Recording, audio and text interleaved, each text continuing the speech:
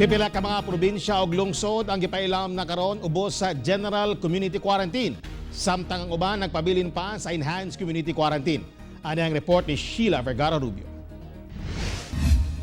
Sukwahi sa naunang gianunsyo nga ma-extend ang pagpailawom sa Enhanced Community Quarantine sa probinsya sa Davao del Norte kutob May 15, puwera sa Island Garden City of Samal.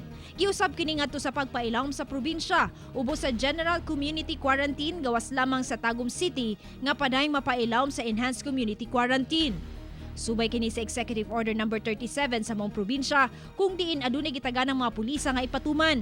Sama na lamang sa pulisa sa Island Garden City of Samal nga nakapost sa Facebook ni Mayor Al David Uy nga suspendido gihapon ang operasyon sa mga ferry kutob May 15. Padayong pagpatuman sa liquor ban, curfew nga alas 6 sa gabi kutob alas 6 sa buntag, pag-require og worker quarantine pass kung mugawas og uban pa. Samtang sa Davao Occidental, gipailawom na usab ubos sa GCQ ang Jose Abad Santos. Gibutsyag ni Mayor Jason John Joyce nga bisan og GCQ na ang ilang lungsod, dunay pipila ka mga pulisa nga ilang ipatuman aron magpabiling luwas gikan sa COVID-19 ang ilang lugar. Kina-discourage nila ang mga taga-Jas nga stranded sa laing lugar ilabi na kung classified high risk ang gigikanan nga dili una mo papauli. Apan kung buot gayud niini nga mobalik sa Jas, gikinhanglan una kini nga mokoordina sa munisipyo aron mabuhatan og certification aron maipakita sa mga checkpoint. Ugaling makasulod na sa Jas, kinahanglan mo pailawom sa 14-day quarantine sa eskwelahan nga duol sa barangay nga gipuy-an.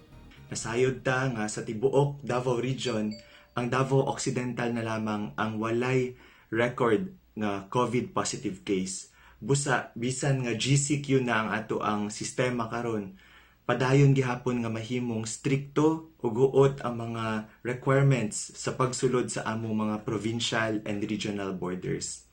Dinhi sa Jose Abad Santos, unsa ang mga mahimong kalahian karon nga GCQ na ta? Una, allowed na ang public transportation. Pwede na mo biyahe ang mga habal-habal, ang mga tricycle o uban pa mga sakyanan.